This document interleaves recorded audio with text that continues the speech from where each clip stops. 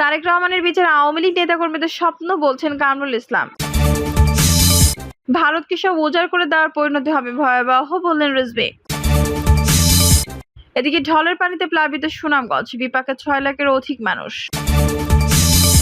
জানাবো লালমনিরহাটে বজ্রপাতে ঘরসহ গরু ছাগল পুড়ে ছাই। এবং সর্বশেষ জানাবো পিটার হাসের পদত্যাগ, নেপথ্য বাংলাদেশ ইস্যুতে মার্কিন নীতির পরিবর্তন। দর্শক শুনছিলেন সংবাদ শিরোনাম, এখন বিস্তারিত। তারেক রহমানের বিচার আওয়ামী লীগ নেতাকর্মীদের স্বপ্ন, বলছেন কামরুল ইসলাম। আওয়ামী লীগ সভাপতি মণ্ডলীর সদস্য ঢাকা 2 আসনের সংসদ সদস্য অ্যাডভোকেট কামরুল ইসলাম বলেছেন, বঙ্গবন্ধু হত্যার বিচারের মতো 21 আগস্ট গ্রেনেড হামলার মাস্টার মাইন্ড তারেক রহমানের বিচার করা আওয়ামী লীগের নেতাকর্মীদের স্বপ্ন। কামরুল ইসলাম বলেন, আওয়ামী লীগ ইতিহাস সৃষ্টিকারী দল, ইতিহাস ঐতিহ্যের সঙ্গে আওয়ামী লীগের নাম জড়িত। এ সময় আওয়ামী লীগের যুগ্ম সাধারণ সম্পাদক আফম বাহাউদ্দিন নাসিম বলেন, আওয়ামী লীগের 75তম প্রতিষ্ঠা বার্ষিকী উপলক্ষে 21 জুনের র্যালির মধ্য দিয়ে সারা দেশের মানুষের কাছে সরকার উন্নয়ন অগ্রযাত্রা চিত্র ছড়িয়ে দেওয়া হবে। আর প্রতিষ্ঠা বার্ষিকীর দিন 23 জুন সরোয়ার্দী উদ্যানে আলোচনা সভা জনসভায় পরিণত করা হবে। তিনি বলেন, যারা অপরাজনীতি করে, বাংলাদেশের শত্রু যারা, প্রতিষ্ঠা বার্ষিকীর কর্মসূচিতে তাদের জানান দিতে চায় আওয়ামী লীগ। ওই দিন ঢাকা নগরকে মিছিলের নগরীতে পরিণত করা হবে। ভারতকে সব উজাড় করে দেওয়ার পরিণতি হবে ভয়াবহ, বললেন রিজভী। বিএনপি সিনিয়র যুগ্ম মহাসচিব অ্যাডভোকেট রুহুল কবির রিজভী ভারত প্রসঙ্গে বলেছেন, যারা প্রায় প্রতিদিনই সীমান্তে আমাদের লোক হত্যা করেছে, তাদেরকে সব উজাড় করে দেওয়ার পরিণতি হবে ভয়াবহ। রুহুল কবির রিজভী বলেন, ব্যাপক বেকারত্ব, ভয়াবহ মূল্যস্ফীতি, জাতীয় রিজার্ভের ভয়াবহ পতন, কঠিন ডলার সংকট, বিপুল পরিমাণের খেলাপি ঋণ এবং ব্যাংকগুলো খালি হয়ে যাওয়া, জ্বালানি নিশ্চয়তা ছাড়া একের পর এক ভাড়া ভিত্তিক বিদ্যুৎ উৎপাদন কেন্দ্র নির্মাণ, হাজার হাজার কোটি টাকার ভর্তুকিতে দেশের অর্থনীতির কোমর ভেঙে ফেলা হয়েছে। ব্যক্তিগত আয় ও জীবনযাত্রার মান দিন দিন প্রকট হচ্ছে। দেশে আর্থিক খাতে এখন সবচেয়ে বিপর্যস্ত ও নিরাপত্তাহীন। দৈনিকতা, অপচয়, অনিয়ম, দুর্নীতি ও অব্যবস্থাপনার কারণে ব্যাংক খাত এখন খাদের কিনারে। ভয়াবহ আর্থিক খাতে দুরবস্থা থেকে মানুষের চোখ সরানোর জন্য সরকার এখন নানা তামাশা ও চক্রান্তের আশ্রয় নিয়েছে। তিনি বলেন, এবারের ঈদের মানুষ নিরানন্দ দিন কাটিয়েছে। গরুর হাটে কেনাকাটা ছিল কম, ব্যাংক থেকে ঋণ নিয়ে গরু খামারিরা গরু বিক্রি করতে না পেরে ভয়াবহ দিনগ্রস্ত হয়ে পড়েছে। কারণ মানুষের হাতে টাকা নেই, তাই দখলদার সরকার জোর করে টিকে থাকার জন্য জাতীয় স্বাধীনতা ও সার্বভৌমত্ব বেচাতে শুরু করেছে। বাংলাদেশ ভারত সম্পর্ককে ডামি সরকারের ভূস্বামী প্রজাবিদদের সম্পর্কে পরিণত করেছে। যারা তার প্রতিদিনই সীমান্তে আমাদের লোক হত্যা করেছে, তাদের সব উজাড় করে দেওয়ার পরিণতি হবে ভয়াবহ।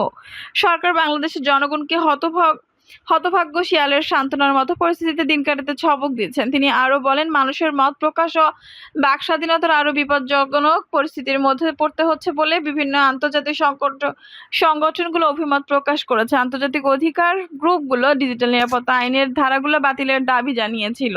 সেই ধারাগুলোই সাইবার নিরাপত্তা আইনের বিধিমালায় অন্তর্ভুক্ত করা হচ্ছে। প্রস্তাবিত সাইবার নিরাপত্তা বিধিমালা মত প্রকাশ, গণমাধ্যমের স্বাধীনতা ও মানবাধিকার হরণমূলক ধারা সংযোজন হবে। এটি বাস্তবায়িত হলে ফ্যাসিবাদ চূড়ান্ত রূপ ধারণ করবে। মত প্রকাশের স্বাধীনতা কফিনে ঢোকানোর পর এটাই হবে সর্বশেষ পেরেক। রিজভী বলেন, সাইবার নিরাপত্তা আইনের কার্যক্রমে জবাবদিহি ও স্বচ্ছতা নিশ্চিত প্রক্রিয়া সংক্রান্ত ধারা উল্লেখ নেই। এর ফলে ব্যক্তির গোপনীয়তা ক্ষুণ্ণ হবে। সরকারের নিয়ন্ত্রণ প্রতিষ্ঠা সহ ইচ্ছাধীন কার্যক্রম পরিচালনার ঝুঁকি থাকবে বলে অংশীজনেরা অভিমত ব্যক্ত করেছেন।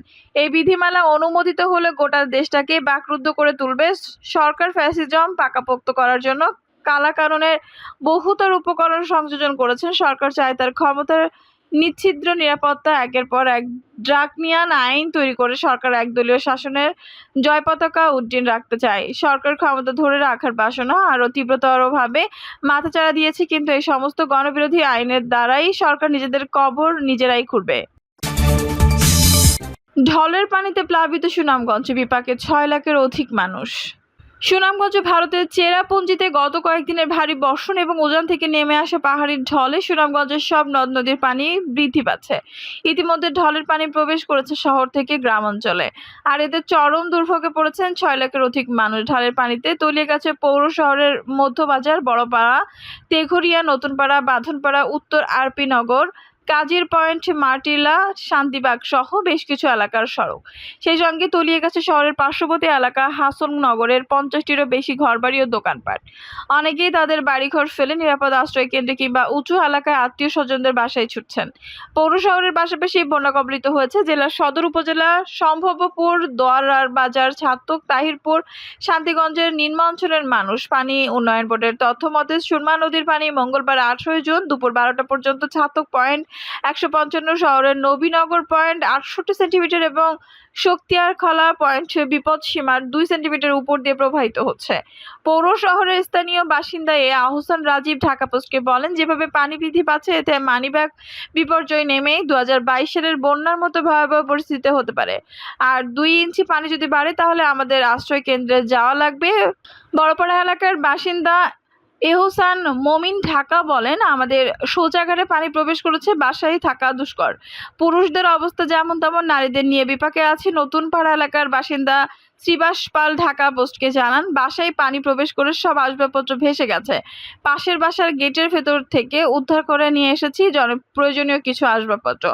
বাদবাকি জিনিস কোথায় আছে তার হদিশ নেই। সুনামগঞ্জের জেলা প্রশাসক রাশেদ ইকবাল চৌধুরী ঢাকা পোস্টকে বলেন, বন্যা পরিস্থিতি মোকাবেলায় প্রশাসনের পক্ষ থেকে সব ধরনের প্রস্তুতি নেওয়া হয়েছে। জেলার 516টি আশ্রয় কেন্দ্র প্রস্তুত করা হয়েছে। সুনামগঞ্জের 4 আসনের সংসদ সদস্য 6 মোহাম্মদ সাদিক বলেন, আমরা সবাই মিলে এই দুর্যোগ মোকাবেলায় কাজ করব। এনজিও সহ সকল রাজনৈতিক ও অরাজনৈতিক সংগঠনকে একসঙ্গে এগিয়ে এসে কাজ করার আহ্বান জানাচ্ছি।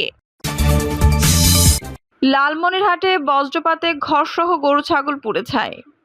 লালমনিরহাটের কালীগঞ্জ উপজেলায় বজ্রপাতে গরু ছাগল সহ 2টি ঘর পুড়ে ছাই হয়ে গেছে। মঙ্গলবার 18 জুন ভোর রাতে উপজেলা তেঁতুলিয়া গ্রামে এই ঘটনা ঘটে। স্থানীয়রা জানান, আজ ভোর রাতে হঠাৎ করে বৃষ্টির সঙ্গে প্রবল শব্দে বজ্রপাত শুরু হয়। কিছুক্ষণ পর তেঁতুলিয়া গ্রামের বিনোদ রায়ের ছেলে পুলিন চন্দ্রের একটি ঘরে আগুন লেগে যায়। এতে পুলিন রায় সহ পরিবারের 2 জন আহত হন। এ সময় ঘরে থাকা 3টি ছাগল ও 2টি গরু আগুনে পুড়ে ছাই হয়ে যায়। দিনমজুর পুলিন চন্দ্র জানান, পরিবার নিয়ে অনেক দুঃখে কষ্টে জীবনযাপন করেছিলেন। তিনি কৃষিকাজ করে পরিবার নিয়ে জীবনযাপন করেছিলেন। এছাড়া ঋণ নিয়ে গরু ছাগল পালন করে পরিবার আর ছেলে মেয়েদের পড়াশোনার খরচ চালাতেন। কিন্তু সব পুড়ে ছাই হয়ে গেছে। এখন পরিবার নিয়ে খোলা আকাশের নিচে বসবাস করতে হবে।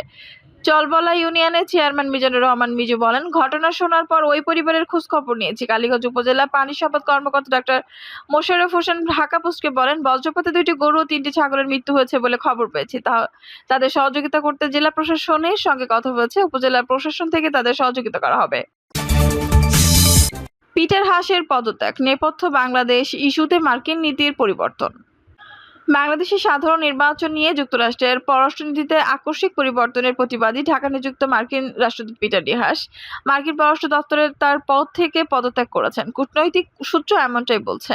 ঢাকার একজন কূটনীতিক জানিয়েছেন, বাংলাদেশ ইস্যুতে মার্কিন সহকারী পররাষ্ট্রমন্ত্রী ডোনাল্ড লুর পরিবর্তিত নীতির কারণেই তার এই পদত্যাগ। বাংলাদেশের 7 জানুয়ারি নির্বাচনে মার্কিন রাষ্ট্রদূত পিটার হাস দেশে গণতন্ত্র পুনরুদ্ধারের প্রয়োজনীয়তার বিষয়ে স্পষ্টভাষী ছিলেন। এই সময়ের মধ্যে জোরপূর্বক গুমের শিকার ব্যক্তিদের স্বজনদের সংগঠন মায়ার ডাকের আয়োজিত একটি অনুষ্ঠানে ক্ষমতাসীন আওয়ামী লীগ সমর্থিত বাহিনী দ্বারা তার উপর হামলার অভিযোগ তোলা হয়। কিন্তু গেল ডিসেম্বরে পরিস্থিতি পাল্টে যায় যখন বাংলাদেশ ইস্যুতে মার্কিন নীতিতে পরিবর্তন আসে।